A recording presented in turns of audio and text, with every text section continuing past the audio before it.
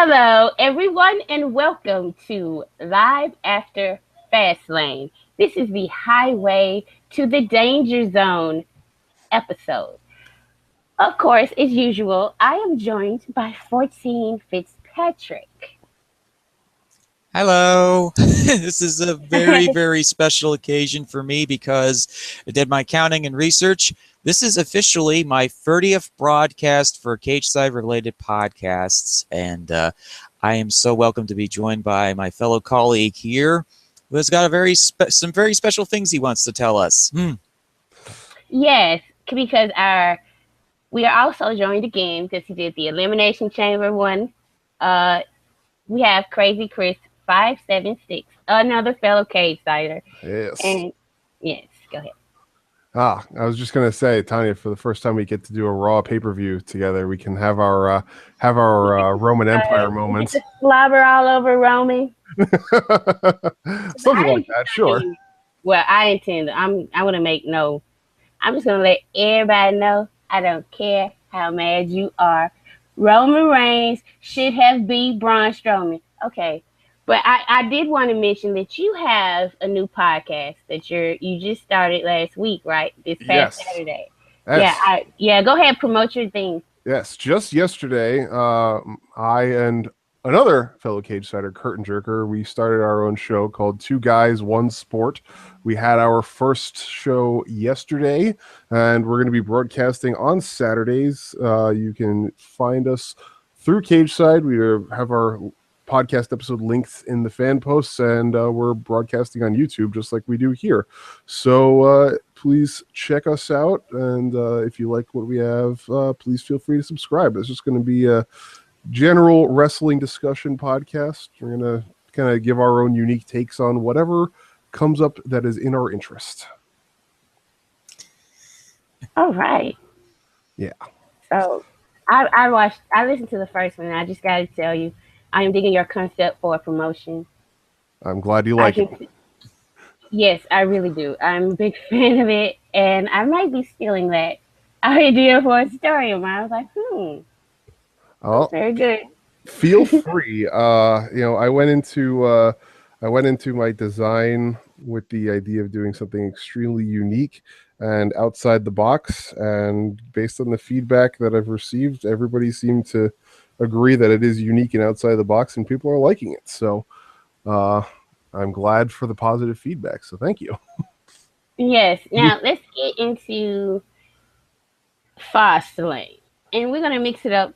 We're gonna do a little bit different. We're going to start from the main event, which saw the Universal Champion Kevin Owens defend the Universal title against Goldberg. And Fizzy, I think I will let you start. What were your thoughts on this match? It was a perfectly serviceable squash match that featured Kevin Owens doing some interesting comedy bits to try and psych out Goldberg as he tried to defeat Kevin Owens. As Kevin Owens went into the ring to do the whole, well, I'm going to beat you up now. Well, an annoyance decided to show up and break the walls down. Chris Jericho interfered, and Kevin Owens lost his shiny thing to Goldberg, who is now a real-life superhero, and additionally, he will be facing against the Beast Brock Lesnar at WrestleMania, provided that they don't do any form of swerves or add any more opponents into the match to ease the workload on Mr. Lesnar and Mr. Goldberg. I don't know. Chris, what were your thoughts? Well, I first of all, I have to say I called this. I don't remember where it was, but I called this at least a couple of days ago that Jericho's interference was going to lead to Owens' loss. I'm not surprised.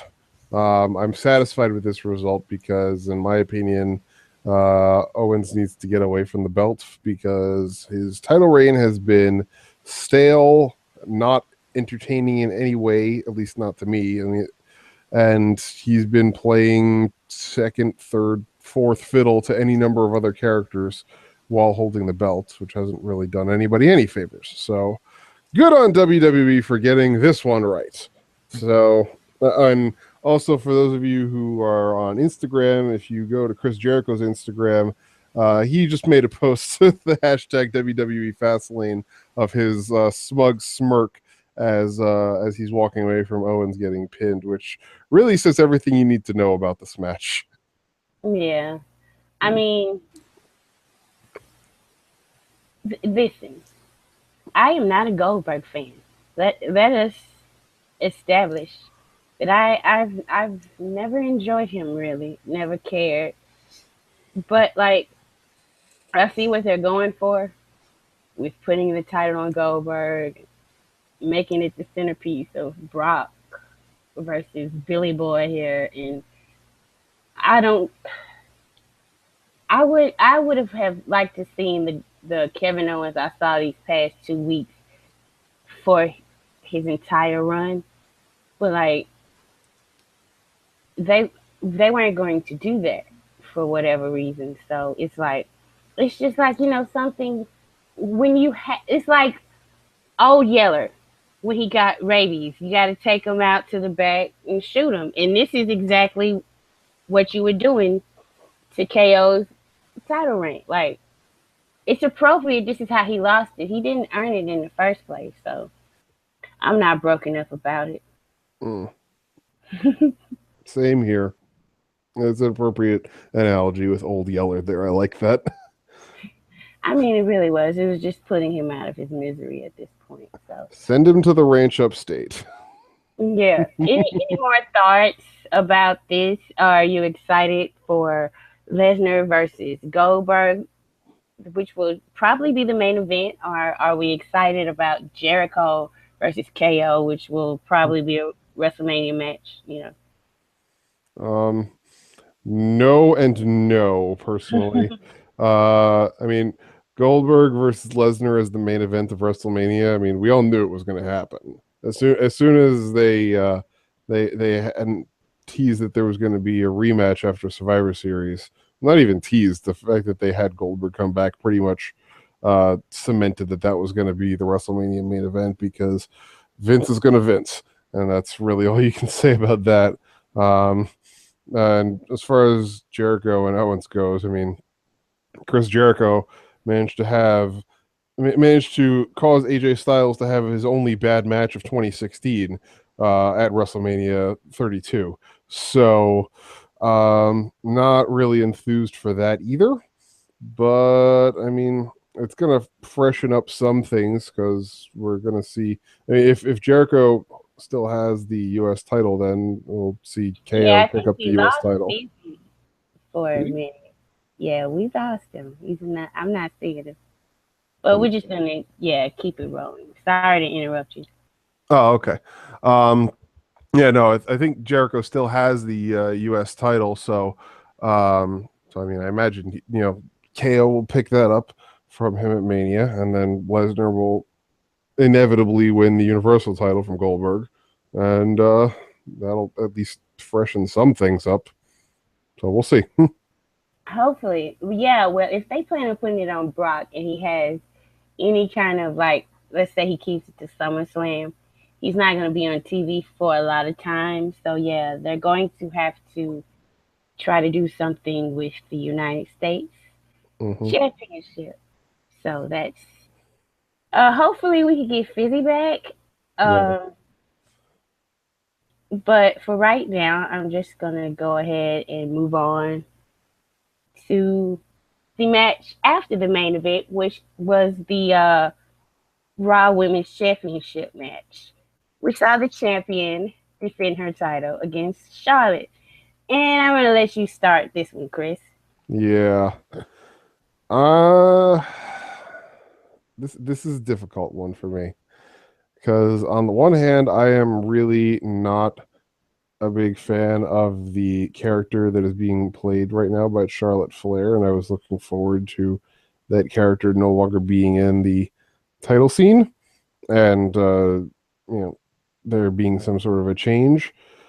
But this kind of finish to things and Charlotte's pay-per-view streak being broken here, um I really don't know how I feel about this. It's really strange to me. Because from a booking perspective, as the woman who's supposed to be the top babyface of the Raw Women's division, Bayley should be getting her big moment at WrestleMania. She should be overcoming the adversity of Charlotte and her, cheating tactics at WrestleMania, not on a B pay-per-view.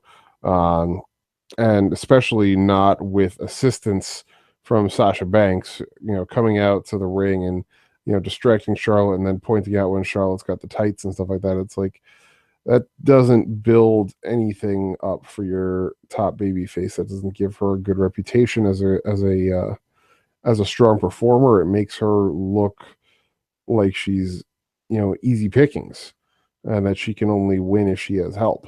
So I really am not a fan of this.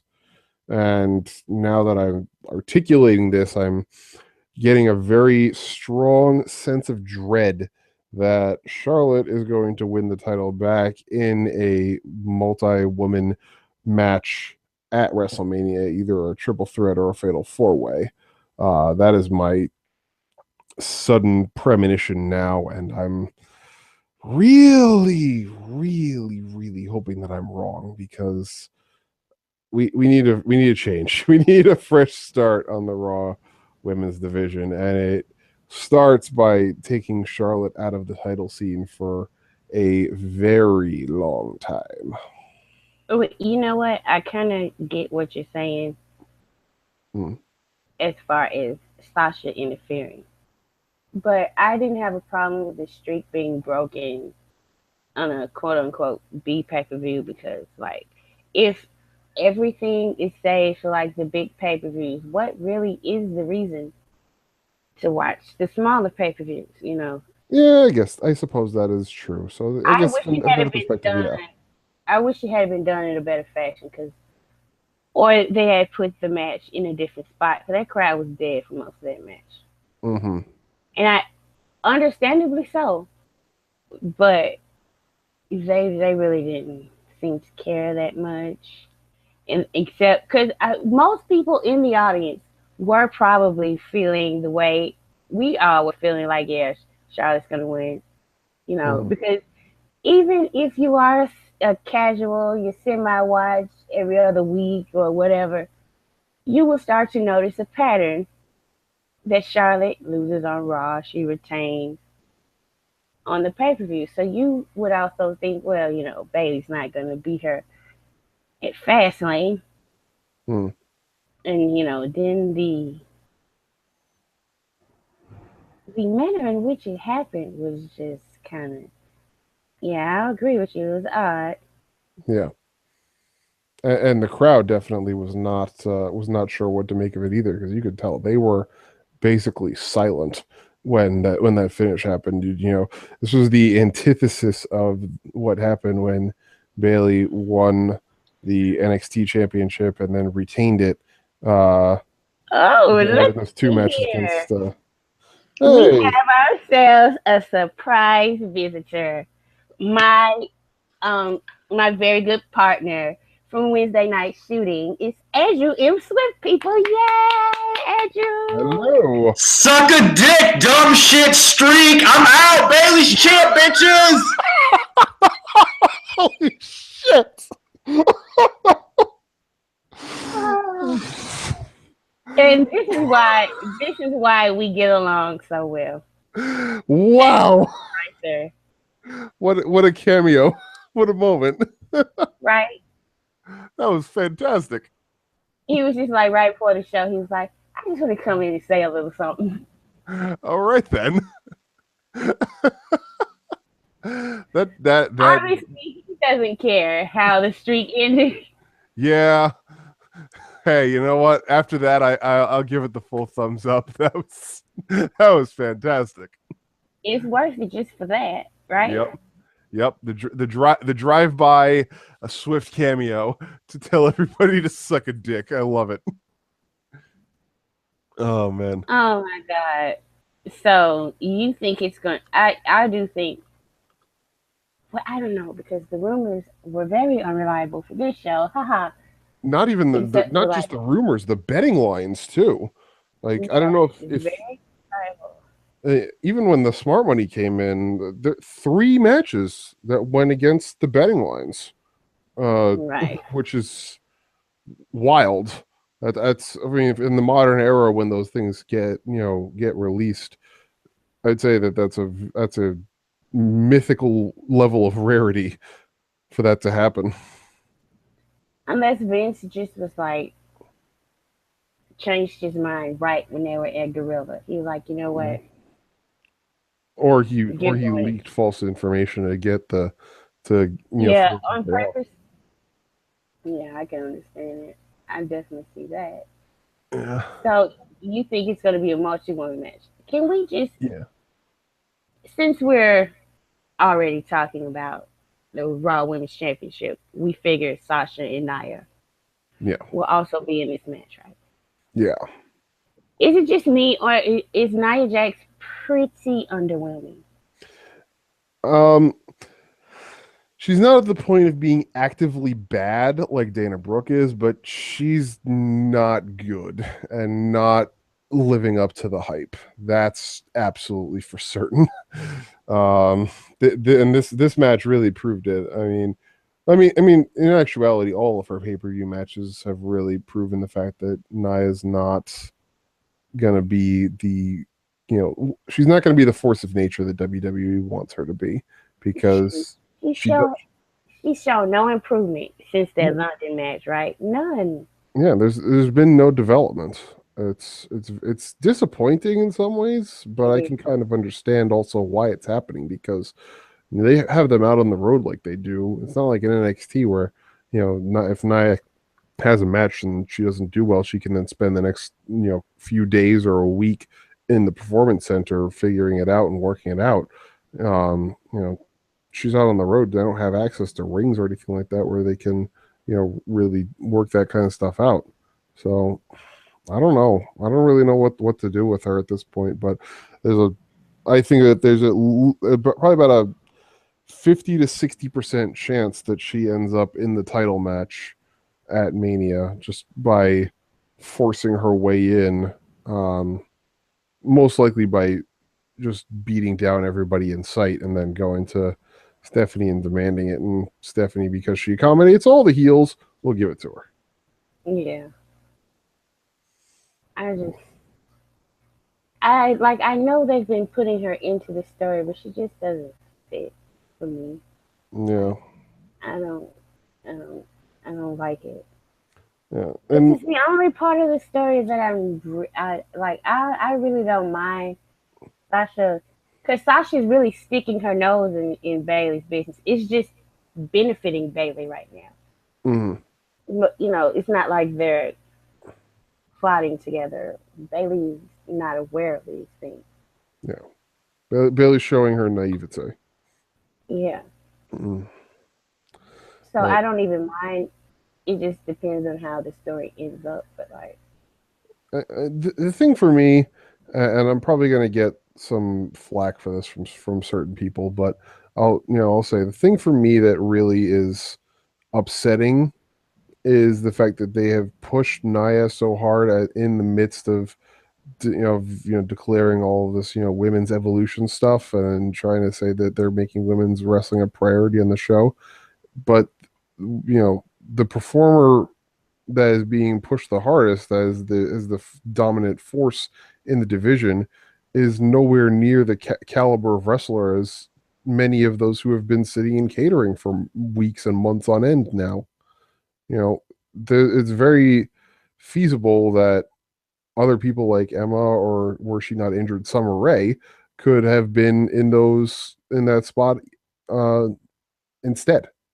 It would have made probably would have improved the match quality a lot and would have had people feeling a little bit more inclined to tune in to some of those things. I mean, yeah, you couldn't have had squashes, but people were getting bored of Nia's squashes on Raw week in and week out. After a couple of weeks, they were just like, okay, same thing, and it wasn't working the way that they wanted it to. So they could have avoided this. Yeah, she's just. I don't. Yeah, she's just not. She needs. Like I don't. I'm not writing her off, but right now I don't think she's ready for the spotlight that they're setting her up to get. And No. I don't think like I kind of predict she's gonna be asleep a lot Mm. in that match, and then come in and do big spots. And Yeah. they should make it an elimination match Mm. Yeah, because she is and get her the fuck out of there quickly. yeah, the big area where she's shown no noticeable improvement whatsoever is her stamina. She cannot last for very long in matches. No, she cannot. So, Which brings us to um my favorite match, obviously of the night. Obviously, like I was kind of done with the pay per view after this, but I have this show, so I'm gonna watch everything. Mhm. But I was like, yeah, this is my night. Um, Roman Reigns won a match clean, no interference, no trickery, no reverse decision, restarting the match. He just straight up beat Braun Strowman. It was a beautiful thing. Hmm. Now listen, this is what I because I watch Roman matches very closely. Yeah. Um, Braun is still like green in certain areas. You can tell what they are sometimes. Hmm. But if he has somebody in there that knows what they're doing, he's gonna be just fine. Yeah. Like this is like the opposite of Nia Jax. Like he has shown like he was like a fish out of water at first. And it was kinda like his what he was bad at was so glaringly obvious. He was actually worse off than Nia when she first came on TV, in my opinion. Hmm. And he has passed her through leaps and bounds. I don't think when people say, "Well, Braun is overrated," you have to look. You can't compare the way Braun works in the ring to Seth Rollins. You know what I'm saying? Yeah. This is an abnormally large man. Yeah. Yes, he's big as hell. This is not your normal person. So, Exactly. yeah, you kind of have to compare him to like other big guys Yeah. and how they work. He's got some of the best work rate. Like Roman is a type of dude. Like when he gets into it, he will be running around that ring so much so that he will have to slow down when he's wrestling Chris Jericho because Yeah. Chris Jericho will run out of breath. Exactly. He didn't really have to slow down tonight. It was like almost like Braun had to slow down and remember he was a monster at certain times. He's like, yeah, I'm supposed to be slow and methodical. All right. Got to exercise those heel moves.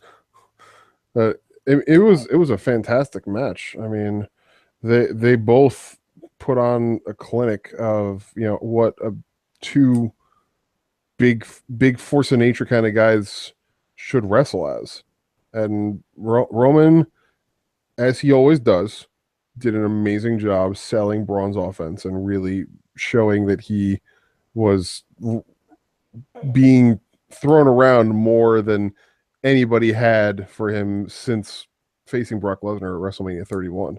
I mean, that moment of shock when After Braun, the kick out from the spear, oh I yeah. I lost my goddamn mind. Like I immediately was typing to every single person that I was talking to about the show. I was like, oh my god, first person to ever kick out of the spear since Lesnar at WrestleMania 31. And Roman looking like, what the fuck? I got it. Yeah, he was in shock, and it was perfect. It was the perfect sell. It was amazing. Yeah, and also Braun was kind of like almost at that point too. He just didn't show it. He still wanted to be the big monster, but this big monster was desperate enough to go to the top rope and try to do a splash. Yeah. So it kind of sells both of them that he had to resort to those measures and he missed, and that was pretty much the only reason Roman caught him. Mm-hmm. But That was That was terrifying, though, to see him go to the top rope. Oh my God! I was like, if Roman does not move out of the way, he is a madman. He's already a madman for some of the, like. I think he feels like he has to go through an announce table every pay per view, like he has to. It's his obligation. It's a pay per view, damn it. Which table am I breaking tonight? Like, Yeah, exactly. Persistence pays off, folks. yay! Yep. Finish day! I Yeah, don't know what happened. It was some kind of reverb on the internet connection or something, but I've never had this happen before. And I restarted the system. Persistence pays off. What have you guys been talking about? Well, we got through the Charlotte and Bailey match. We also had a small cameo by Andrew. He just wanted a message out about Charlotte Street. And now we're talking about Braun versus Roman. So you can give your thoughts, really quick on the Raw Women's Championship match. Oh. And Mm-hmm. yeah, go ahead. Okay, so I had a bit of an issue with the alignment in this match. I thought to myself, okay, so who am I supposed to be waiting for here again? And because, again, you had Sasha Banks interfering in the match against Bailey, with Bailey, helping Bailey again. And I'm going, okay, who am I supposed to be? I'm supposed to be rooting for the deranged QBC Bear saleswoman in this case. Or... because Charlotte has been slowly but surely climbing her way to the list of people that I'm starting to like. And it's kind of almost in a Roman Reigns-like way, is that I noticed that he was the best guy out of the Free and the Shield, and now Charlotte is starting to, well, she's already passed Sasha, because I have my own issues with Sasha Banks we'll get to later in the show. And I think and Becky Lynch, as I've described before, I don't particularly like her puns, and think she's an okay worker, but she works too fast with some of the younger people. Bailey was the one that was kind of, for the longest time for me, the top person on the list from the Four Horsewomen. But she's started embracing elements of her character that I don't particularly like. She's becoming more and more Sami Zayn-ish in her personality, that she's becoming more of a obnoxious jerk more than anything else. I mean, the way she did the whole thing against Charlotte, well, if you were a proper challenger, you wouldn't be bringing Dana Brooks out to the ring with me. And goading Charlotte into going in alone, which she understands the spirit of competition. I can understand that, but the way she handled that could have been a bit better instead of just being an obnoxious jock about it. Charlotte was vicious in this match, thankfully, so she was able to maintain her status as the heel in this match, even though Bailey once again got interference help from Sasha Banks. Thought it was enjoyable. And then on, you guys are talking about Braun Strowman versus Roman Reigns, which I assume you guys really liked. Mm-hmm. Yeah, Roman Reigns won. Listen. Mm-hmm. The first, see, I'm keeping up. It's with Roman's career. He's undefeated at Fastlane. Thank you very much. And I would say, I'm sorry. I think this is his best Fastlane match. I'm sorry, Daniel Bryan. I love you, but I think this was his best one. I would agree as well, because I liked this match. I liked how fast-paced it was. I liked the fact that Braun was this destructive monster throughout the entire match. But Roman kept fighting back. And the thing I noticed was, is Roman wearing Usos gear now? Because he's got new pants and he's got the shoes. Those are old school hip hop. The black with the white soles. Mm-hmm. Like, if you know your late 80s, early 90s hip hop, you have seen that. He's matching from head to toe. That's what we do. Black and white. Mm-hmm. Okay, cool. I mean, I was born after the 80s and 90s, so I'm not as familiar with that style of fashion. But it's good to get that expert analysis from Tonya. Yeah, Roman and I are around the same. Mm-hmm. So, like, this was an awesome match. Probably one of my favorite matches on the card, and And going back to Bailey and Charlotte for a second, I also really enjoyed this match. This blew away my expectations. It was better than the first match that they had on Raw because it was very different. It started out with Bailey being the aggressor and Charlotte then fighting back, and then Bailey coming back and to win the match. It was very enjoyable. I do apologize, folks, if I seem a little bit rattled and startled. I have never had those kind of internet connectivity issues before on these broadcasts, and trying to get my thoughts back. Well, that's okay. I've had plenty of them. Mm-hmm. So, see, I'm telling you, Roman Reigns wiped my memory clean. So all I cared about was the Cruiserweight Championship match was after that, right? Mm-hmm. Right. The Cruiserweight Championship match. Chris, you go first. I'll compose my thoughts. All right. So I was a fan of this match. I enjoyed this match. And it's it really did do a good job of selling Jack Gallagher as more than just a gimmick competitor. They did a really good job having him, go toe to toe with Neville and have just have a really genuinely strong cruiserweight match. It was like almost a strong style cruiserweight match, and it's not something you would expect to see from the cruiserweight division. So I'm glad that they let them do that. Those, I still don't know how Jack Gallagher isn't hurting himself with those headbutts that he does, but the one issue that I had with this match, honestly, was the commentary. I mean, the commentary on the match the whole time was just not contributing much of anything. Michael Cole the whole time going like, Jack Gallagher doesn't do high spots. Jack Gallagher doesn't fly. And all of a sudden, oh my God, Jack Gallagher flies through the ropes. It's like, really?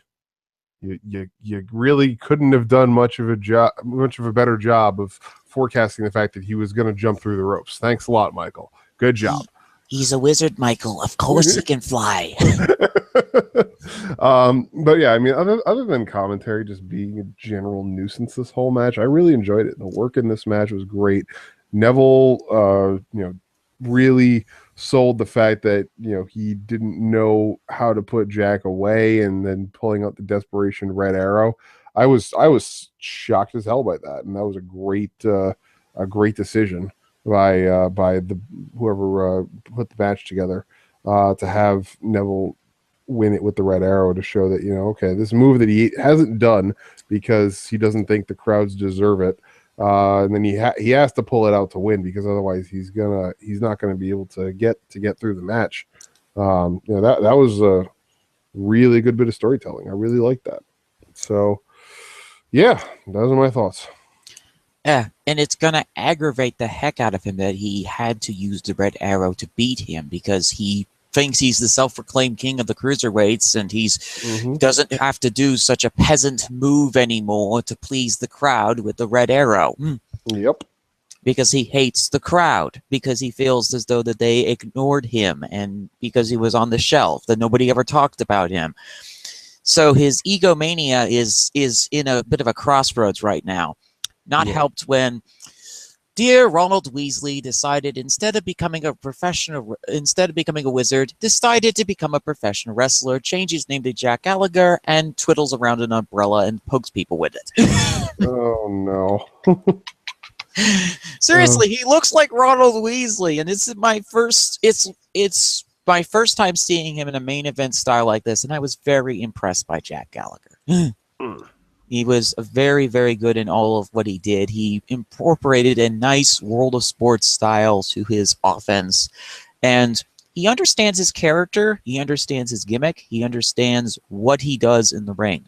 And while I do agree that the commentary was questionable, then again, I think that Michael got a little bit overexcited, because Gallagher is one of the guys that Michael Cole likes. And he was trying to help the kid however he thought he could, honestly. Maybe overcommitted a little bit too much. I think in any case, I think Austin Aries should have been a bit more helpful in the color commentator role instead of just saying, "Look at my trailer! Look at how shiny and pretty it is." Mm-hmm. Making dick jokes the whole time. Oh, I was annoyed by that. Austin, honey, you have done those kind of jokes before, and you've had incidents before where, remember down in TNA when you did that little thing when the ring announcer mispronounced your team's name? Oh, God. I don't think you should be making any kind of references to your gonads unless you want a herd of angry wrestling fans beating you up. Or heck, let's just bring Baron Corbin into the cruiserweight division to destroy you again. Yeah. Mhm. Baron Corbin got on my hero list for life for destroying Austin Aries down in NXT, by the way, folks. Yeah. If you want to know why I call him the hero, it's because of that. Yeah. Uh, I think I might have drowned commentary out because I don't remember any of that. I was so into this match. It was my second favorite match of the night, actually. Though, like I get scared for Gallagher. I like him very Mm. much, and I want him to stop doing headbutts because, like, the last two wrestlers I really liked that did headbutts, you know, it did not end well for either one of those guys. So I would stop doing that, please. Otherwise, it was a great match, you know. Mhm. And I don't know where Neville's gonna go from here. Hopefully not Austin Aries. No, they actually posted a Fallout video already of Rich Swann confronting him backstage, which tells Yeah, me, Rich Swann does have a title shot. yes, he still has a contractual rematch because of his injury. So Mhm. that might be where they go with it, or they might be going for the rumored multi-man cruiserweight title ladder match at Oh Mania. my God, they give the cruiserweights still a ladder match. That's, you know what? That's fine. I'm Well, it cool with will. that. I'm fine with that. Yeah. Yeah. That. Oh, I hope they actually do that. That means they won't be in the Andre. Yeah. Because that would make no sense to put them in the Andre, from my perspective at least. Yeah, I mean it's a battle royal based on giants. You got all these little dudes in there. Mm-hmm. I don't know, but let's move on to Rusev and Jinder Mahal. Both got matches in the middle of the show, and they were both fighting each other. And see, I didn't watch much of the pre-show, so I don't really know why this happened. But Jinder Mahal had a very like middle of the road match with Cesaro, and that's kind of hard to do because it's Cesaro. Hmm. And then Rusev got his ass kicked by the Big Show. Also, he kind of looks like the guy from NXT now. He looks the guy Almas. Yeah, Andrade. Yeah, he like He's a bulkier Andrade Cien Almas. yes, and that makes me like both of them more for some strange reason. Like I was Cleaned up like, his haircut. yeah, I was like, that's nice. That looks nice on Rusev. They should bring that guy, like, bring him up and get rid of Jinder, and like have them be like a tag team. Hmm. I could see that. I don't know, but like I know what the point of this is, but it,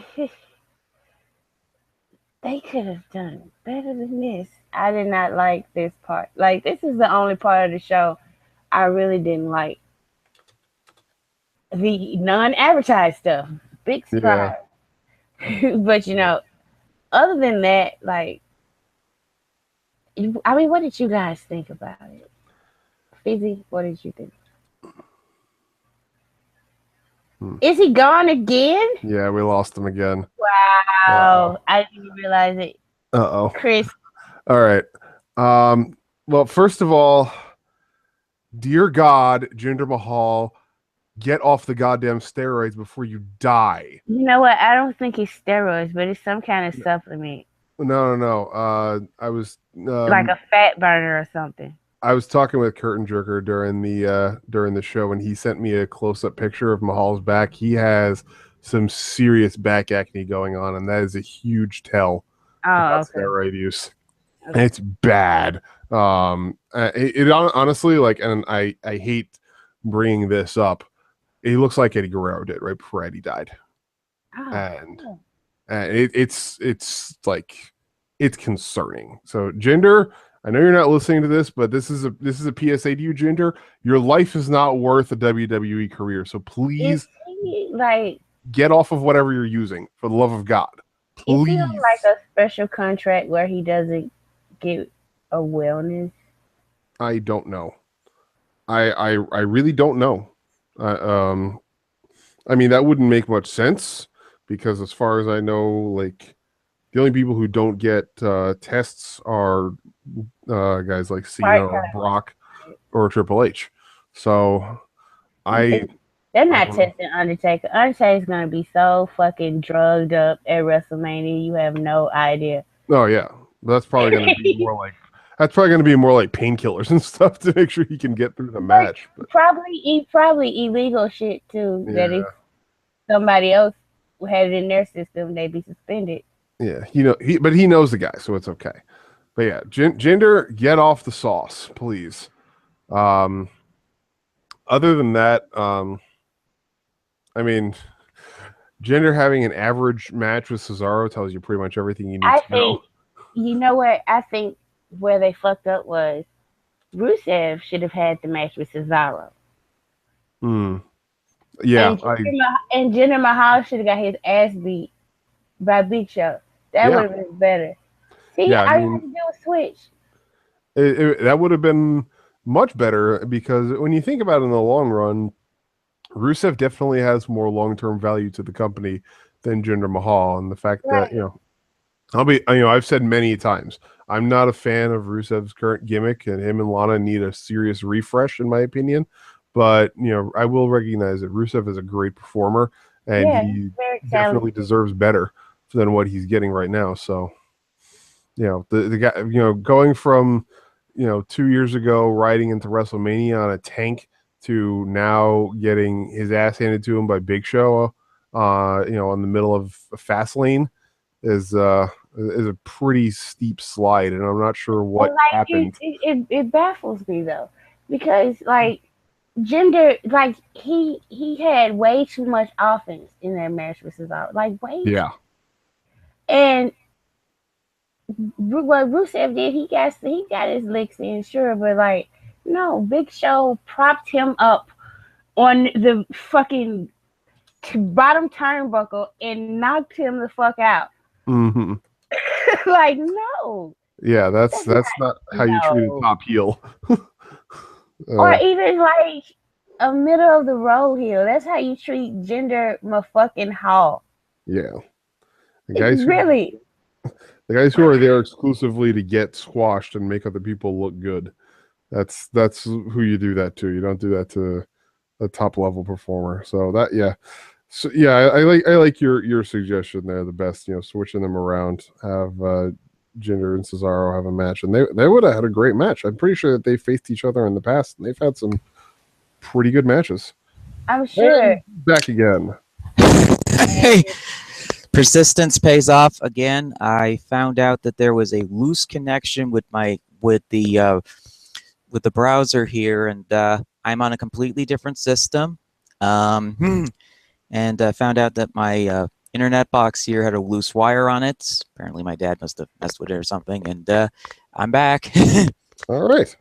So we were just talking about the Rusev and Jinder Mahal matches, and how I personally think that they should have switched the two matches. Had Jinder Mahal face Big Show and had Rusev face Cesaro. Oh, I actually was fine with the order that they went in. I mean, I enjoyed the Cesaro Mahal match a lot more than I was expecting, and I enjoyed Rusev versus Big Show because those are fresh matchups. Because Jinder Mahal has already faced against Big Show before. Years and years ago, he faced against the Big Show and got punched in the face.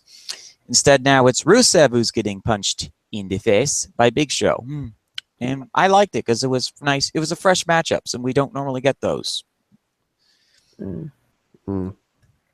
Well, you know, just because it's a fresh matchup, I just doesn't like. Mm. I don't care for Jinder Mahal at all. So I would have rather seen him get knocked out by Big Show. Hmm. That's my personal thing. I think I'm one of like 15 people that cares about Jinder Mahal, honestly. But Probably. Yeah. Yeah, but you have those weird tastes. That's why I love you. Mhm. Because like I knew you were gonna say that. Like as soon as you said I didn't have a problem, I'm like I knew it. Well, I've been a fan of Jinder Mahal since his Great Khali days. And, you know, this was another serviceable match from Mahal. I know that people are going to complain about Mahal, but come on, you need guys there in the lower mid-card area like him to take losses. What else are you going to do? Hire a bunch of enhancement talent to repeatedly get punched in the face in squash matches? AKA every one of Braun Strowman's victims. Mhm.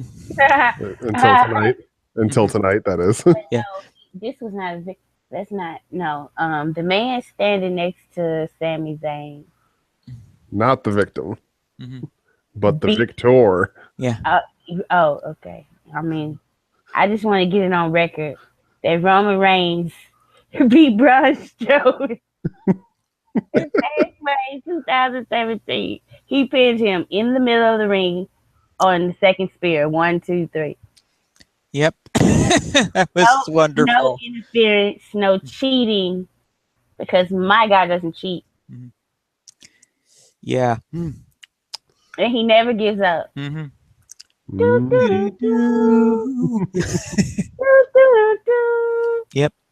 The main event of WrestleMania 34. Calling it now. And you know what? Everybody's like, oh, John Cena's going to get universally cheered. And you know what? John Cena, if that happens, John Cena's going to hug Roman in the middle of the ring. No matter what happens, like, thank you so much. I never thought that this would happen again. Yep.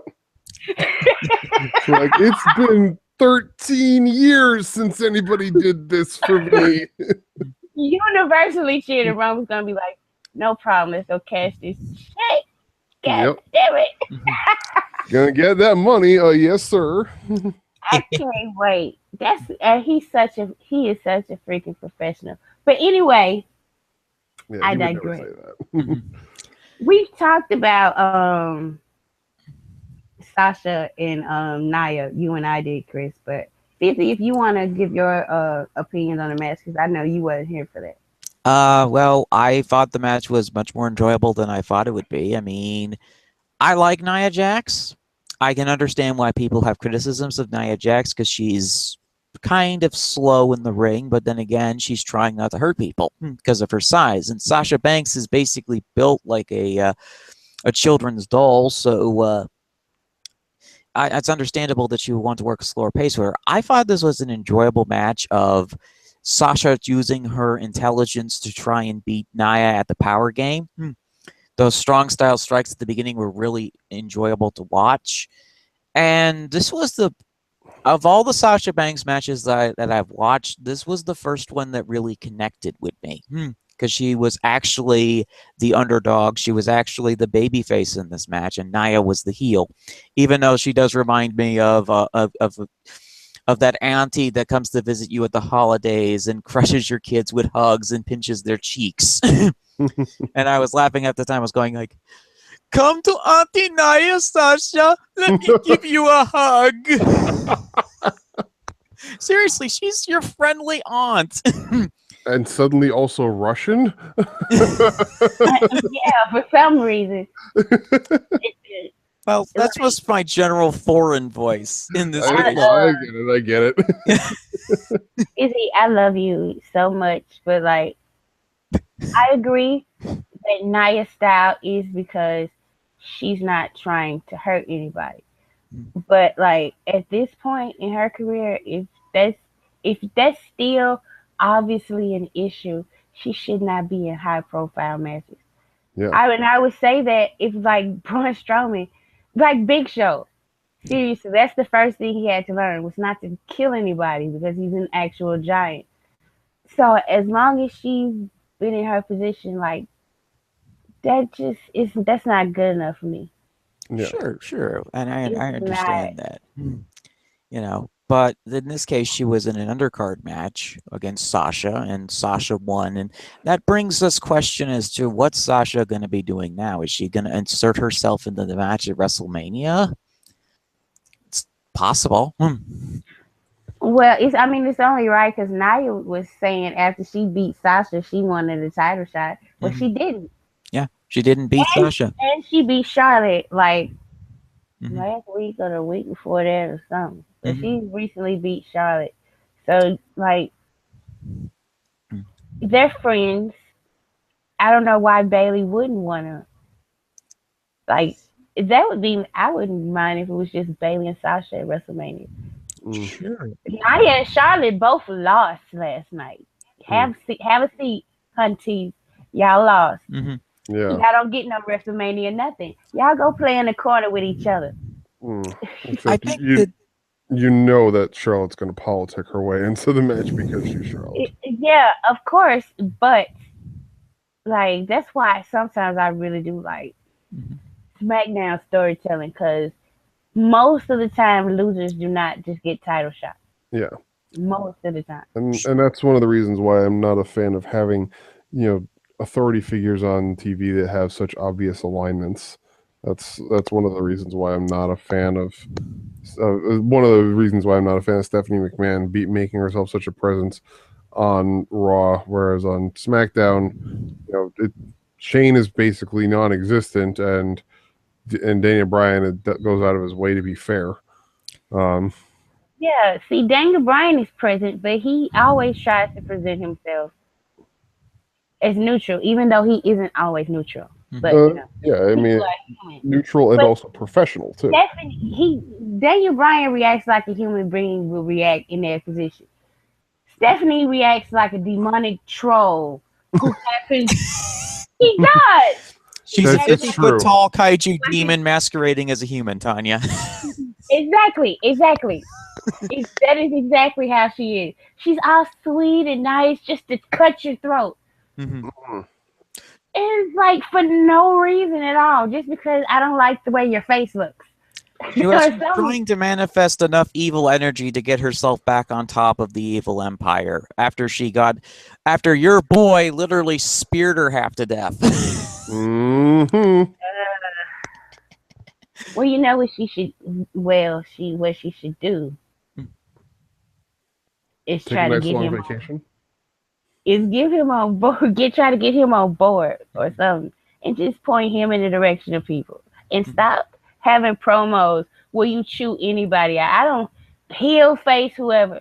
They need to stop having promos where Stephanie runs somebody down. It's enough. Enough with that. Unless that person is named Tom Phillips, then give her free lane to slap him as many times as possible. Yep, I endorse this decision. Yeah, you can do that. That would be a funny running gag, actually. Yeah. But like, because it really serves no purpose. I can see if she's in a feud or whatever her husband is, but like his feud with Steph doesn't really need Stephanie. Like I love her to death, but like unless they give her a real purpose on the show, other than what I just said, the evil troll, get rid of that character for real. Yeah. I think that they are going to try some adjusting on Raw now that, the rumors are coming in that Kurt Angle might be coming in as general manager. And I think Kurt might work better to the strengths of Stephanie than Mick Foley has, given that he's powered by the evil forces of Santa Claus. Seriously, he is the evilest thing on the show. He's even more evil than Stephanie in my book. They have made him into a joke. It really But have. but let's get on to the real quick the tag team championship match.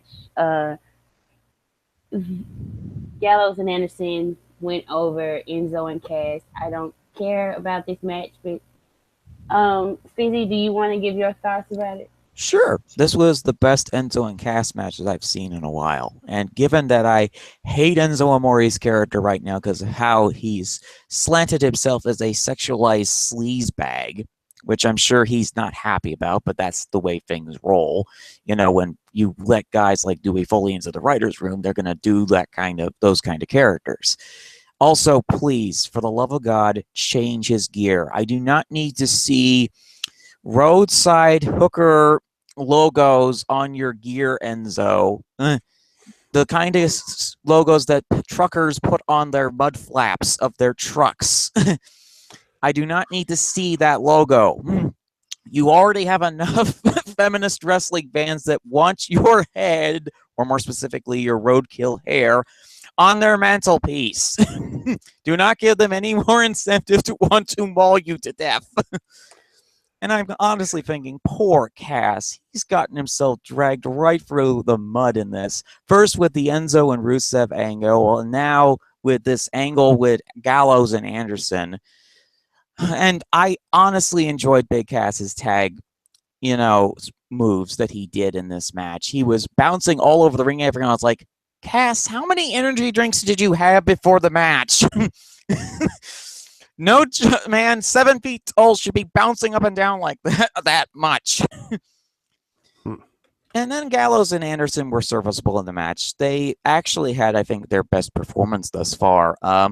They did the kind of stuff that they're very familiar with, the kind of stuff that they did in New Japan Pro Wrestling, and it worked out. The finish was clever. It keeps Enzo and Cass in the title race, and they can claim that, Gallows and Anderson got rid of Enzo's foot off the ropes, and they can challenge for the belts again at WrestleMania or do a rematch. But this was much better than I thought it would be. And Chris, what were your thoughts on the match? Not a bad match. For a tag team match that really was, pretty obvious what the outcome was from the beginning.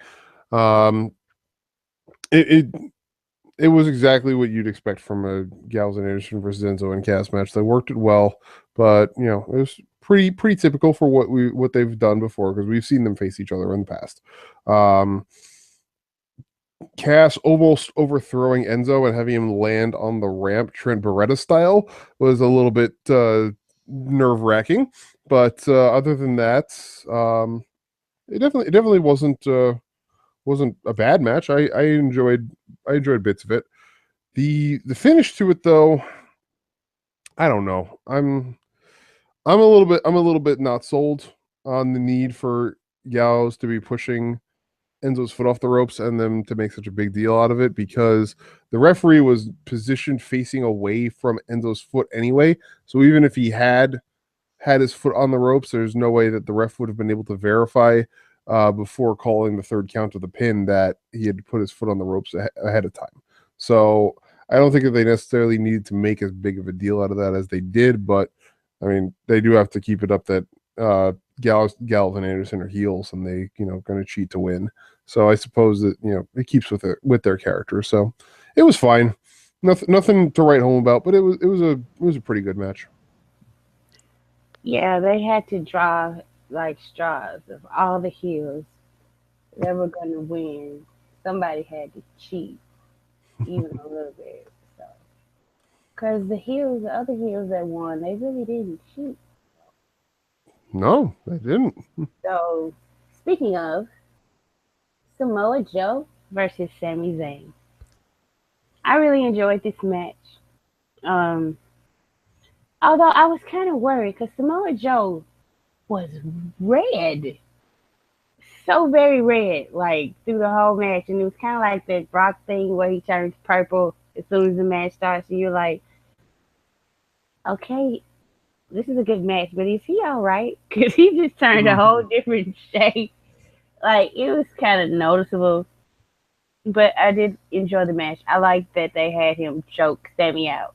So maybe they can continue it because Sammy's the type of person that was like, well, I didn't give up and I didn't get pinned. I want another shot at you. And he's persistent like that to where you have to beat Sami Zayn over and over again for him to get the message. I don't think it's over. Probably not. I mean, we all know from the Sami Zayn versus Braun Strowman feud that Sami doesn't know when to quit and doesn't know how to leave well enough alone. No. So,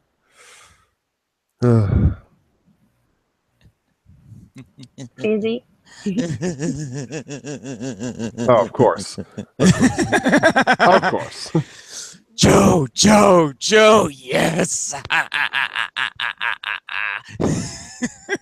This was my wonderful, happy, joyful match of the evening. They started off like, if there was a way to introduce Fizzy to a show and make him feel happy for the entirety of your pay-per-view, having Samoa Joe choke out Sami Zayn, beat him up, and just defeat him was the way to do it. Because the way that this feud started was that Joe was given a sit-down interview with Michael Cole, and he said that he wasn't like a Sami Zayn-style wrestler. He wasn't happy to be here. He was just here to destroy things.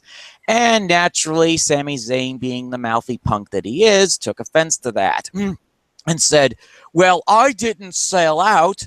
Sammy, go read a dictionary and learn what the word sell out means. You're working for World Wrestling Entertainment, buddy.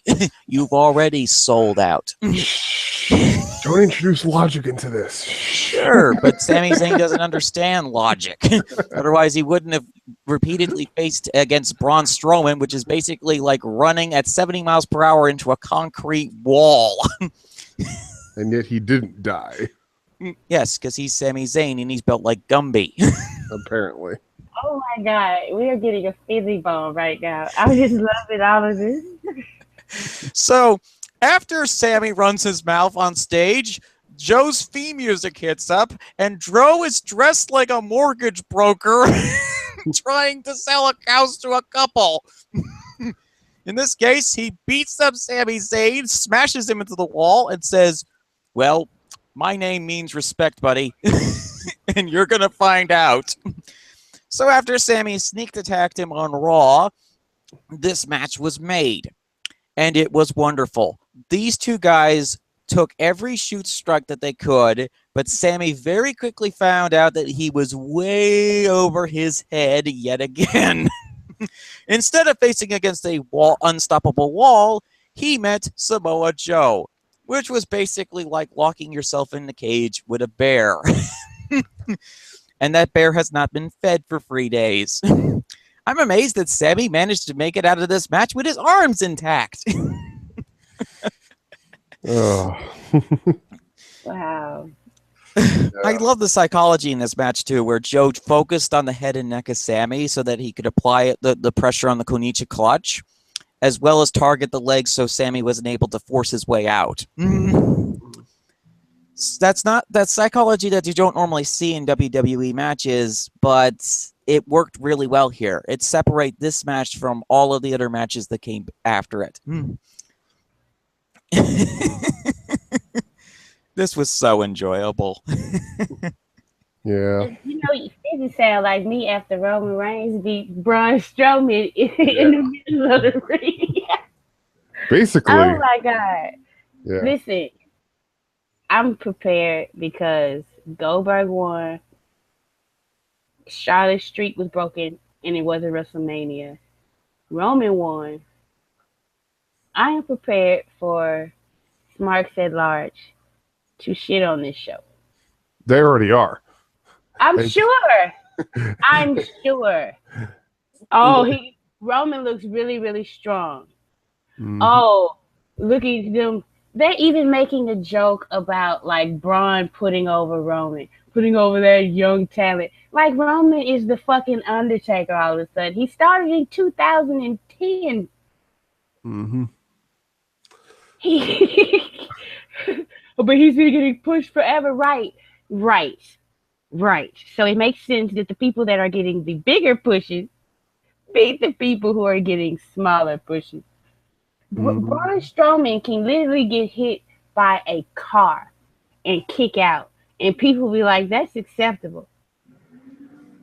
yeah, and the other thing about that is the the whole idea that Braun looks like crap now. Not a fucking chance. Braun How? looks even more dangerous now after that match because we've seen him do things in that match that we never would have thought possible. Did you think you were ever going to see a Braun Strowman top rope splash in a match ever?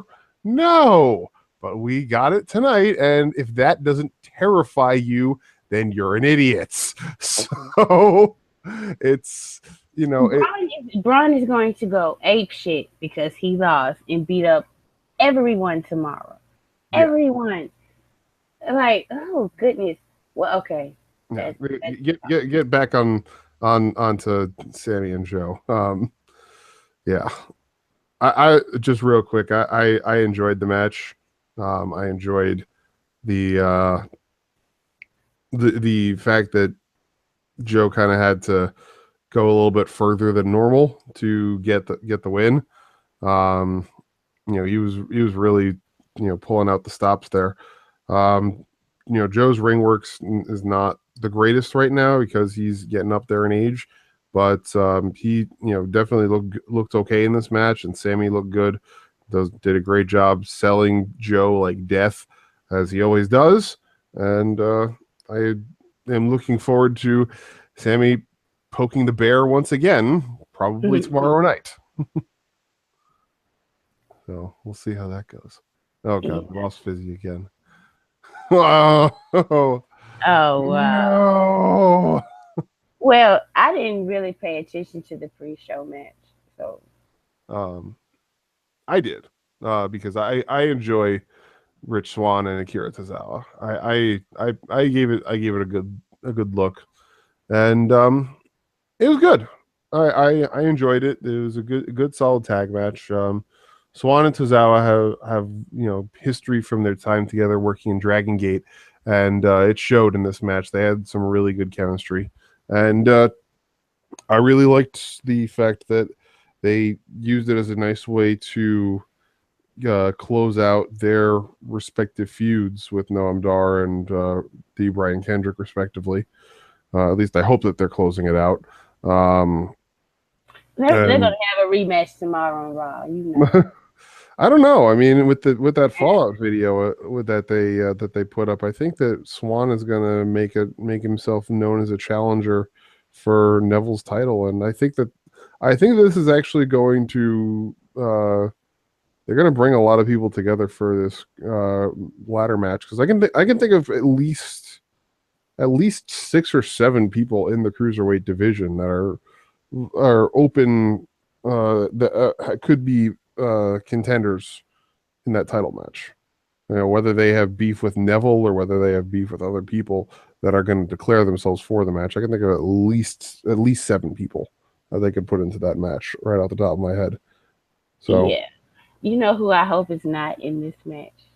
who? Two. One that I hope isn't will definitely be in there. TJ Perkins. I'm Oh hoping he's not. God.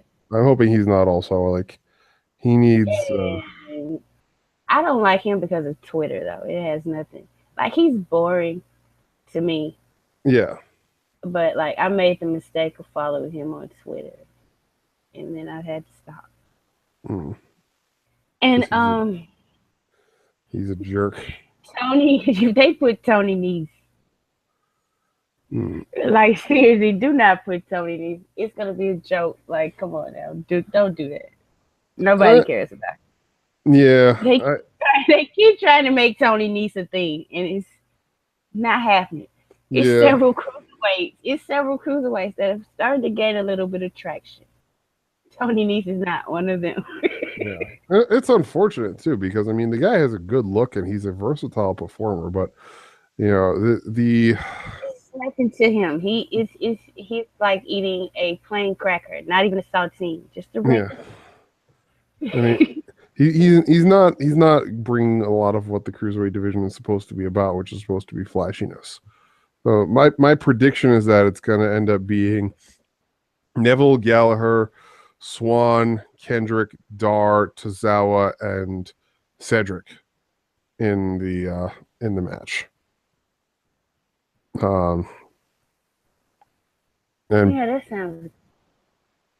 possibility of maybe one more, either Perkins or Nice, unfortunately, because I mean everyone else who's in the cruiserweight division right now, with the exception of Mustafa Ali, is really just kind of in the background.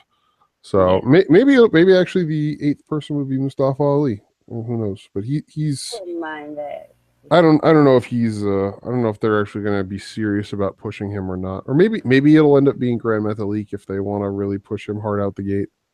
So who knows? There's a lot of different directions that they could go, and a lot of that stems from the fact that the cruiserweight division has been booked as poorly as it has been. But if they do this build correctly, I don't have a lot of confidence that they will, but if they do it correctly, it could be a big success. So fingers crossed. Yes, of course. Fingers crossed. Okay, so the picture going into WrestleMania is starting to get a little bit clearer. We definitely have Universal Championship match: Brock Lesnar versus Goldberg. Jericho versus KO. That's what it's looking like. Looking like they're gonna bring all the 4 women, Charlotte, Bayley, Sasha, and Nia, together in a multi-person match. Yeah. I think on Raw Talk that if they were doing a terrible job of it, if they were trying to hint that what's next for Roman, and I was talking about it being his yard, and I'm like, well, why don't you just say the Undertaker? Yeah. You ain't got but 4 weeks now. Lawler with his dumbass raccoon analogy. I was just like, really, Jerry? Are you calling the Undertaker a raccoon? Yeah, or worse, are you calling Braun Strowman a raccoon? Which actually, you know what? I'm okay if he's calling Braun Strowman a raccoon, because that would mean that Braun Strowman goes backstage and crushes Jerry Lawler into one of those cube things that you see the car crushers turn the cars into. Okay, I figured out what the problem was. Google gave me a message the next time I logged in saying that Google Hangouts is having difficulty working in Firefox. We are trying to resolve the problem as quick as possible. Good thing I got extra browsers. Hooray for browsers. That's good. Mm-hmm. We're just doing a wrap up right now. We're talking about what the Raw side of WrestleMania is going to look like, and I think are we forgetting anything? I don't think that's going to be a second women's match. No. That's definitely probably going to come on SmackDown side. Yeah. I mean, they've got time to fill. I think they'll have 3 matches possibly at Mania. I think the Nikki Bella, John Cena, Miz and Maurice match is going to be the second one, unofficially. And I think they're going to have a SmackDown Women's Championship match, whatever that's going to be. That's probably going to be another fatal 4-way of Alexa Bliss, Mickie James, Becky Lynch, and Naomi. And I hope to God that Naomi wins that title, because she deserves to win it in her hometown.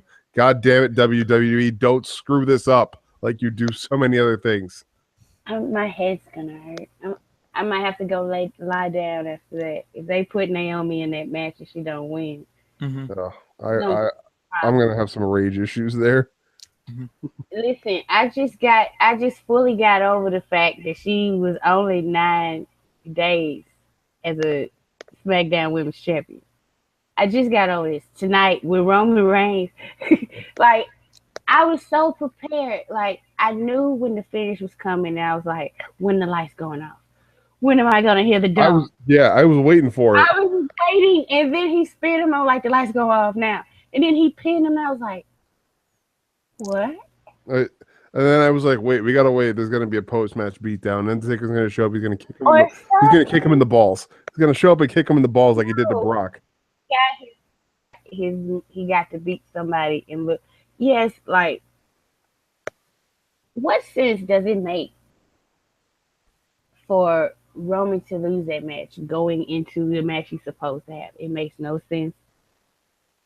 Like that's why like some people are saying about Bailey. It made all the sense in the world for her to win. Well, you shouldn't break the streak and blah blah blah. But like, Here's the thing. why give her such a short title reign? You know what I'm saying? You already did it to Sasha. Let's not do it to yet another face. You did it You to know what I'm Sasha three times, nonetheless. You know, right? and here's the thing: if Braun had like if there was something definitely in line for Braun to do at WrestleMania that was going to be a big deal, like I would say, okay, yeah, I can see why they wouldn't want him to lose going into WrestleMania. After all, it's going to be his first WrestleMania. But let's think about this here. What do we realistically have for Braun Strowman?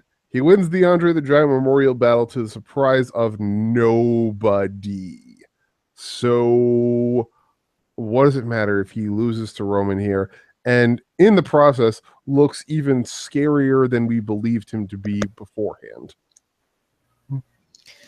He really does live up to his reputation as a monster among men, and it was really illustrated in this match. Now that I've got my thoughts composed after the technical issues I've had on this podcast, and I really enjoyed Roman's role in the match as the guy that was the Dragon Slayer. He was the guy that came in and went with the big sword and went, I can take down this giant dragon, and he did so with tactics and strategy. Taking out Braun's leg, going after his head and neck, and like the Joe Zayn match, he had a strategy and he executed it to perfection. And then he got him down with the spear and pinned him for the 1-2-3, and was like, "Oh, Tanya's gonna be so happy," and "Oh, Gino's gonna be so furious." Listen, I will fight Gino because I will over Mhm. this.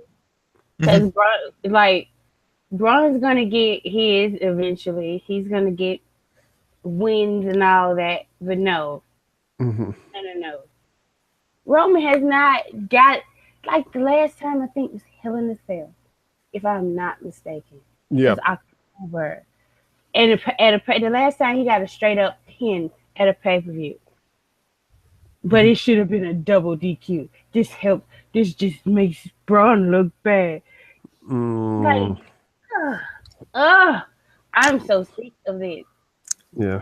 Also, it gets rid of the undefeated streak thing that Braun had hanging over him. It Right. also, yeah. Get rid of all the streaks. I agree. Let's. Yeah. No. Next. Somebody need to beat Oscar real goddamn soon. Listen, my girl tried. My girl tried real hard this past week on NXT, and I still need to watch that match. I do. It was a great match, a lot of fun, I'm glad that they didn't make Peyton look like a complete chump. So it was definitely worth it for that alone. That made up for my anger over the Fatal 4-Way at NXT. This match that they had, the singles match, made up for that. So. I'm okay now with that, but yeah, Asuka needs to lose at some point. But I don't think that they're going to have her lose until she breaks the supposed streak that Goldberg had from his WCW days. Well, we keep it real. She's been broke his record because he didn't wrestle not nearly the number of matches they said he did. Oh yeah. In WCW. Okay, now I have to say this. I thought this show was better than Elimination Chamber. From top to bottom, better performed. I'm sorry. Because, like, I only really enjoyed, like, the last hour of Elimination Chamber, starting from Orton and Harper, then the women's match and the Elimination Chamber match. Those are the only matches I really liked. You know, and this show, there was only, like, one match I didn't like at all. So, yes, I would give this show. Now, mind you, I am the traitor for SmackDown, and I am biased against Raw, but I would give this show an A-.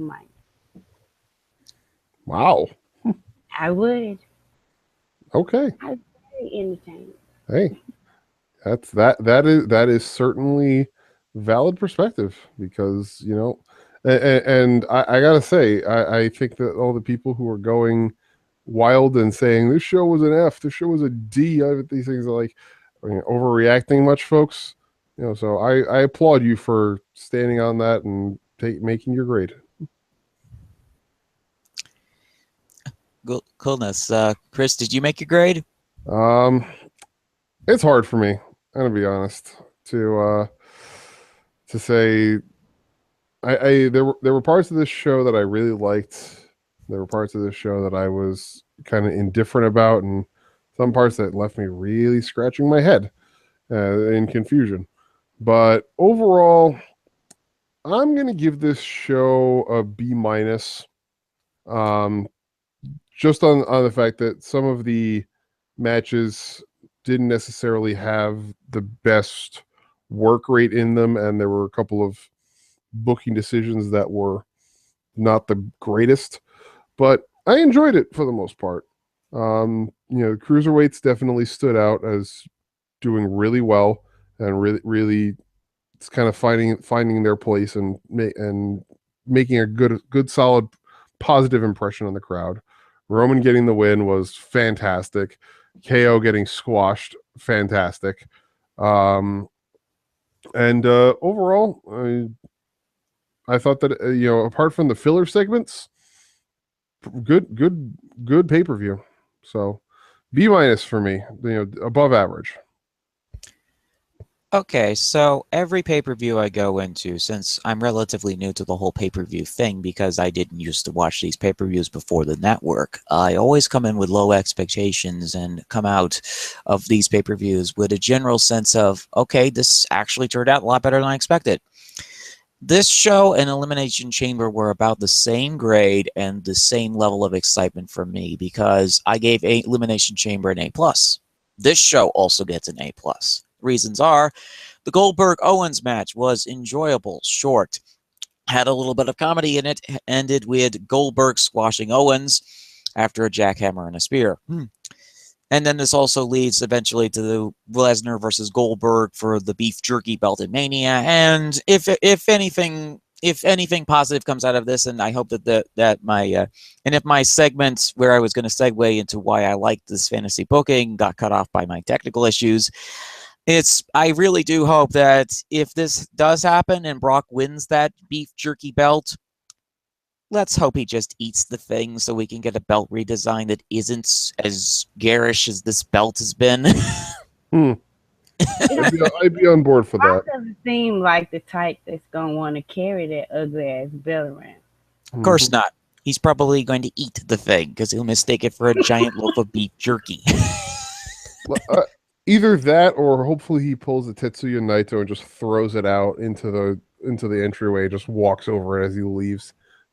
Yeah. Cue is crying Finn Balor doing that classic PSA ad with the crying Native American. Yep. As his belt is thrown into the trash. Yep. Continuing on, I enjoyed both women's matches on this show. This was one of the Shots or Bangs matches that I enjoyed with Nia, and I enjoyed Charlotte Bayley. It was a fun match. The Cruiserweight match was a lot better than I expected it would be, considering this is my first time seeing Jack Gallagher work a full match like this. Neville was, again, his angry elf self. They really should give this guy a crown. Seriously, it's getting distracting. Like, why do they not have him dress up with a crown on his head? If he calls himself the King of the Cruiserweights, which, ironically, given his whole King of the Cruiserweights thing, he did lose the King of the Ring match. Maybe that's where all of his anger and stress issues are coming from. To King Barrett, as it yes. Tag match was better than I thought it would be, and I don't know. I mean, there are a lot of matches here that I really enjoyed. Every single one of them. I did not have a single issue with any match on this show. I think my top two at this point would be Braun Strowman versus Roman Reigns and Joe versus Sammy. For the simple enjoyment of, once again, Sami Zayn, opening his mouth and running it, and getting mauled by Samoa Joe. Much like he did with Braun Strowman. Stop picking fights with people who are bigger than you and will take offense to what you say, Sammy. Please. I mean, look, if you want to end up in a feud with someone that will make me like you, go feud with Seth Rollins, please. Mm-hmm. Listen, I enjoyed this show because not only did like the majority of the faces won. This does not happen on Raw shows.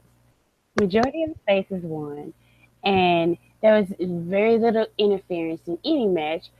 But at the same time, things are being set up for WrestleMania, and like I thought everybody did really good. Um, except for like maybe one or two people, but I'm not gonna be mean and call them out because I'm mean on Wednesday. On Sunday night, I'm happy.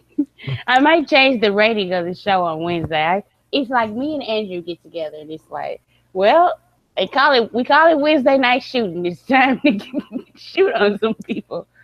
Can I just take a second to shoot on some people though, real quick? Yeah, go right ahead. Okay, Red Sox jersey in the front row.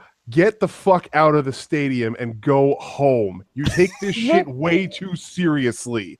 If you're on pay-per-view, if you're on pay-per-view flipping off the performers and screaming at them that you hate them, you are taking this way too seriously and you need to find something else to be invested in.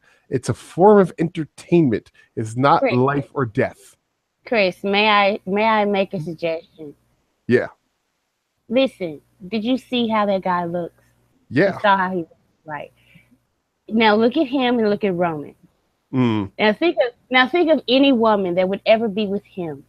Now look at him and look at Roman.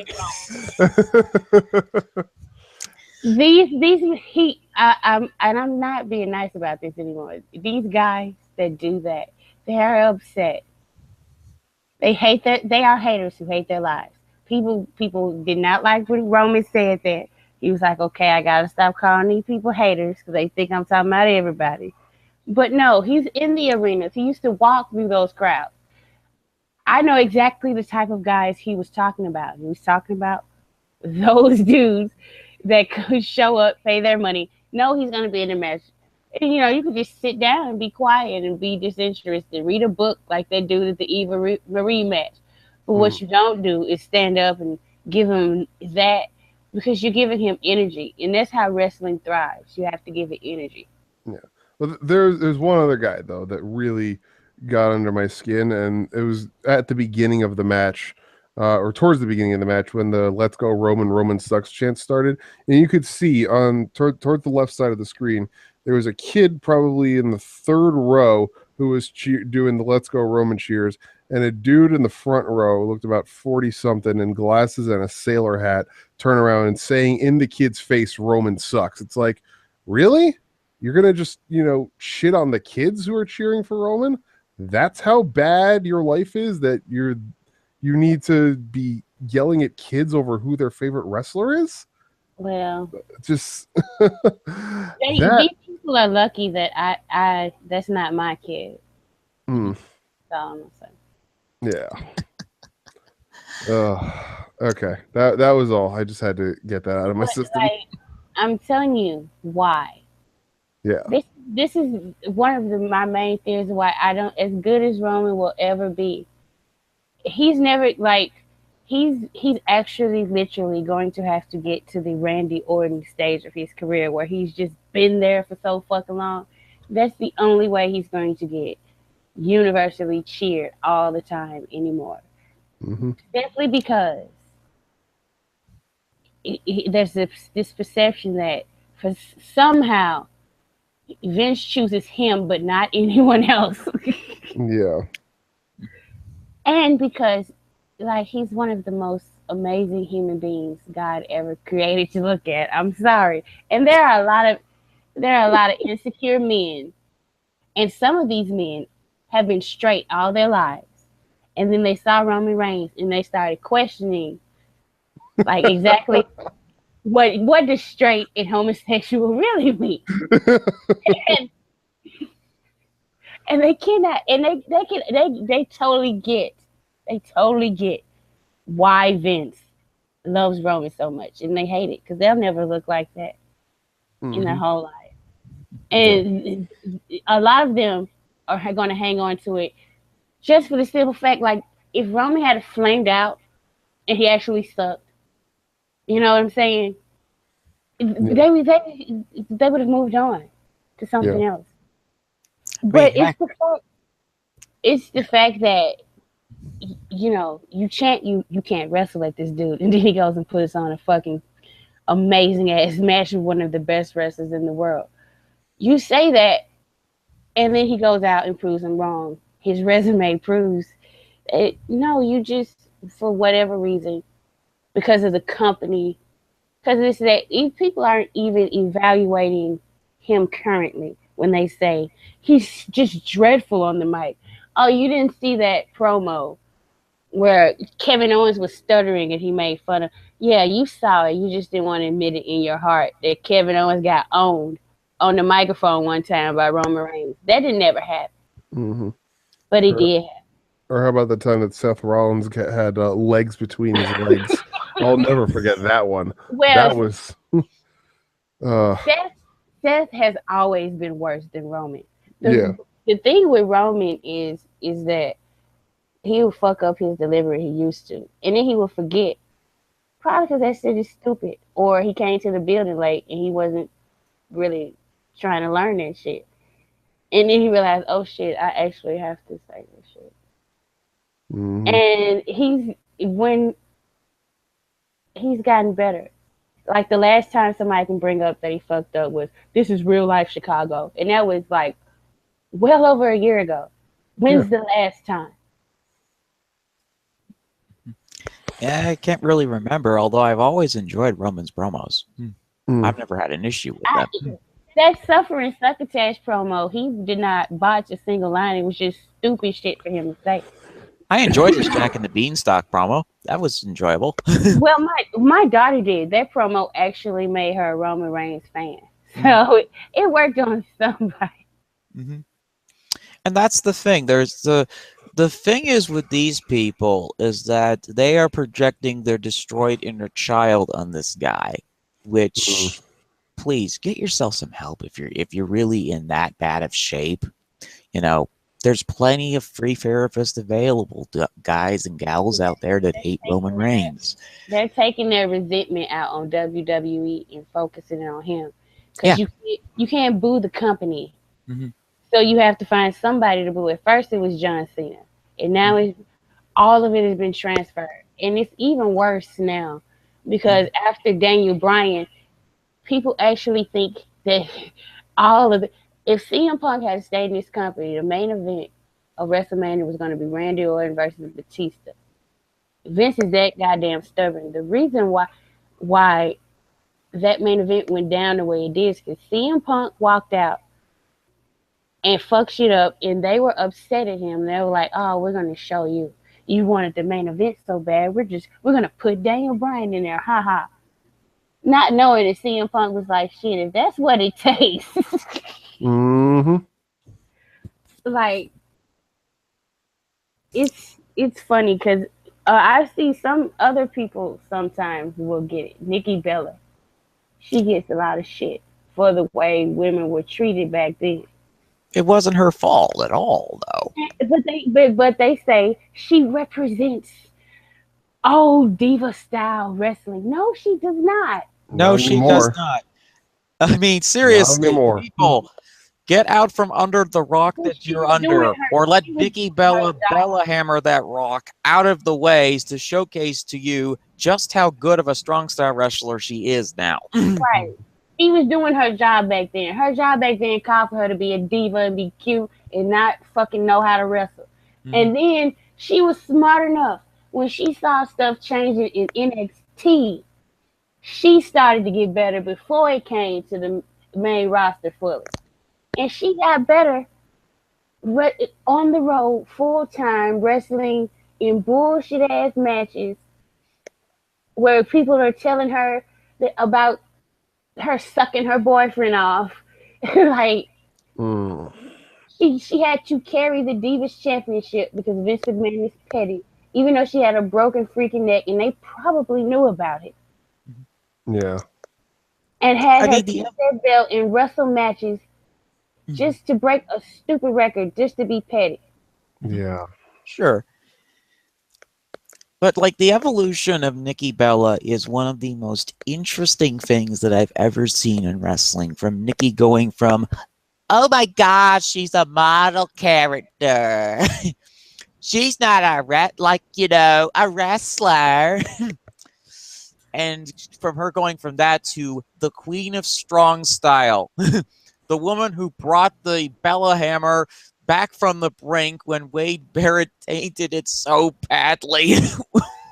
Mm. Oh Lord, right? Yeah. He was terrible at it.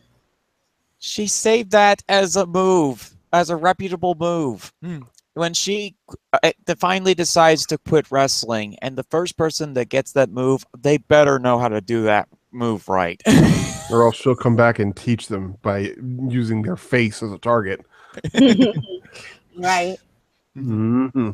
But just like I think, see, I just think people sometimes they think that they are experts, and like even the so-called wrestling experts like Dave Meltzer, I think a lot of the times they don't know what the fuck they're talking about.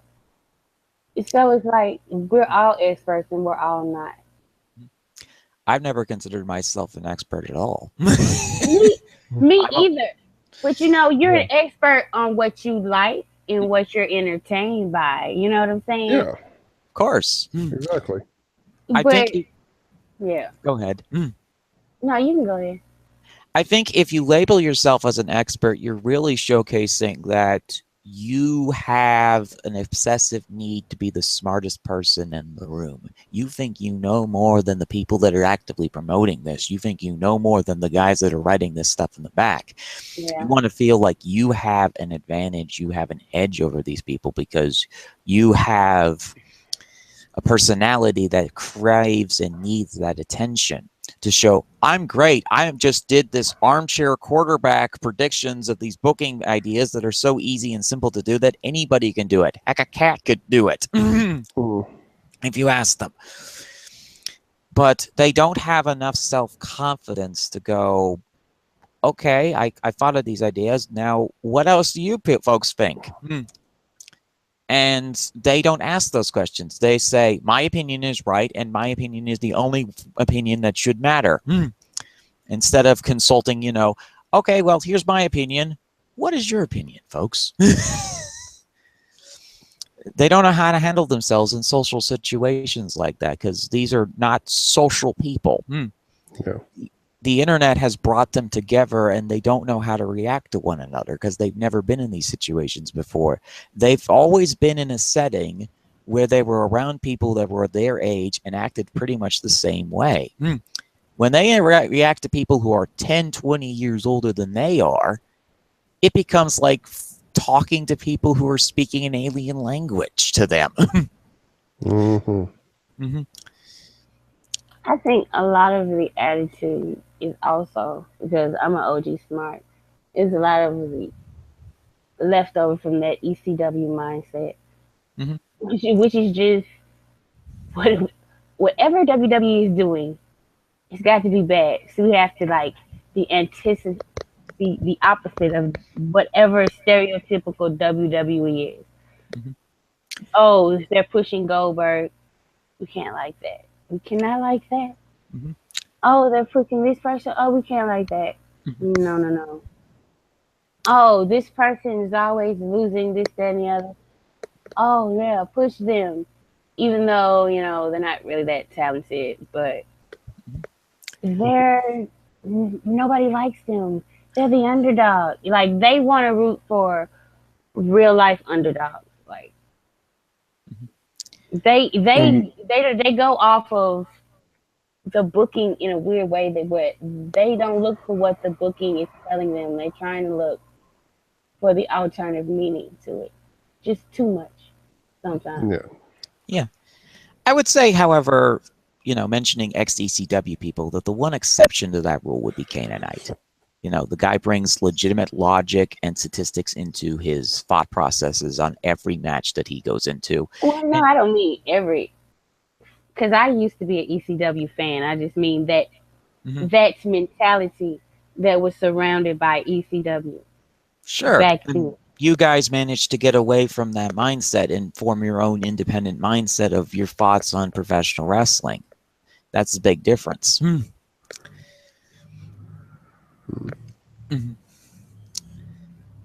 When you have, All right. because of the way Paul Heyman ran his promotion, he basically ran it like a cult. Gee, what's Triple H doing right now with NXT? He's running it like a Yes, cult. exactly, exactly. He has followed Paul Heyman's thing. The We Are NXT. Oh my God, the like. He's so smart. That's why I do give him the all help, because NXT hasn't really been that compelling in a while, and you will still get people that will argue that NXT is the best and this that, and I'm like, when? They're definitely not the best, but they do a good job of getting people to stay loyal, and that's what I think everybody's eventual goal is when they're running their promotions, is that you want to promote, just like with any other product, you want to promote customer loyalty. And that's one thing that Triple H has managed to do in NXT. Even if the product that has not been as good as it was back in the day. But say back in the day, I really mean like 2-3 years ago. But even if the product is not as good as it was then, there are still people who are devoted to it, and that's a goal that they've accomplished. Yes, I agree with you, because Raw did some really good things here tonight. And if this was a SmackDown pay-per-view or NXT special, people would feel completely different about these decisions. A lot of freaking faces won tonight. Yeah. A lot of them.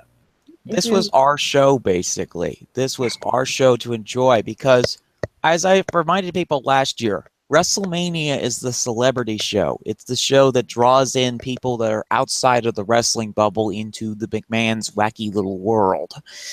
It's not the show for us. The fans who've been here for a while, for a few years, and some of you, like you and Chris, have been diehard fans since day one. Not actually, to be honest, I more fit alongside with you, Fizzy, in terms of being a fan for only a short period of time. But the fact of the matter is, I've found something in wrestling that has been something I can enjoy and be attached to, and get some enjoyment out of, and that's something that I've developed an investment into. And so I fit in with this group because of the fact that my investment grew as quickly as it did. But I've also taken the time to educate myself and learn about the past and trends and things that were the foundation of what wrestling is supposed to be, and that's why I know what I do. And you're absolutely right. Tonight was a night for those of us who are educated and have an investment and care about what a show looks like, and even right down to the swerves that happened today. Those are for the fans too, to make sure that they are not going to be bored and always getting the expected outcomes, because we've had way too many of those in the past. I mean, there's how many pay-per-views? Where Raw shows where, like, all the odds, when they say somebody was going to win, they won, and it was just like clockwork. Not one change. Like, wow. Yeah, and tonight we had 3 big surprise wins that were completely unexpected, and that's a big deal.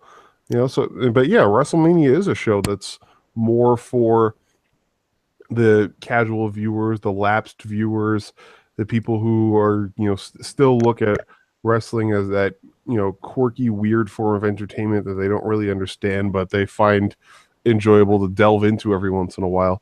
That's the show for them, and so that's what they have to build towards. And tonight, I think, was a good step towards that, because we have a lot of directions that we can go in right now. There's a lot of possibilities, and the fact that it's not all set in stone like we thought it was going to be is a good thing. It really makes a lot of sense. Yeah, and it doesn't really feel like who did not know Lesnar and Goldberg was going to happen? How could you be depressed? Okay, but No, I'm honestly excited for it because if it means that Lesnar wins, and like I said, if he eats the belt, when we are rid of that dreadful red belt until Yeah. Finney wins it again. yeah. yeah, Well, I mean, it'll be even if he doesn't win it, it'll be off TV for months at a time. So it'll be all right. who knows what's going to happen? Mm-hmm. But I like these next 4 weeks. I'm going to be paying close attention to everything because I'm interested in a lot of stuff. I didn't never care about Lesnar and Goldberg, so they can go over there in their little corner. But I am excited about like the rest of the show. So Yeah. that's a thumbs up for me. Anything you guys want to add before we sign off? You got anything, Chris? Well, let's see what happens tomorrow night. Hopefully, we don't get shenanigans involving Stephanie McMahon expunging records and stuff because that would be terrible. And overall, definitely a lot better than I was expecting. So props to WWE for pulling that one off because I went into this like a lot of people with very low expectations and I was pleasantly surprised. So good job.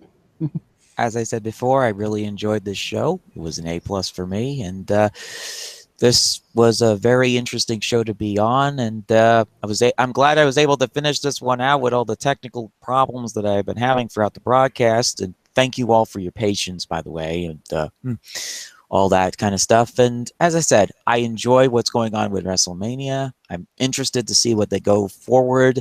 And after Raw is done, I believe this weekend, if the gears aligned right, we will be having a Cageside Speaks that will be talking about what's going on with both Raw and SmackDown and what four more Cagesiders will be thinking about the road to WrestleMania. Woohoo! All right. So I've enjoyed you, Chris, and Fizzy. And before we leave, I just want you guys to know that no matter what happens, please do not forget that Roman Reigns pinned Braun Lesnar clean. Braun Strowman clean in the middle of the ring. Wait, Braun Lesnar? That's like the most horrifying possibility ever. You know what? Actually, I would not mind if he pinned both of them. I would be okay with him pinning both of them. At the same But not time, some hybrid amalgamation of the two of them. That sounds horrifying. That would be great, actually. Like, that's like one of those sci-fi, like, horrible sci-fi movies. Yeah. Like, the thing that should not be. They Yeah. call him Braun Lesnar. It's alive! It's alive! But it only shows up once a month. Roman beats all your monsters. It's Braun, then it's gonna be Undertaker, and then at SummerSlam it's gonna be Lesnar for the beef jerky belt. So 2017 is gonna be fun. Good night, everybody. Bye. Good night.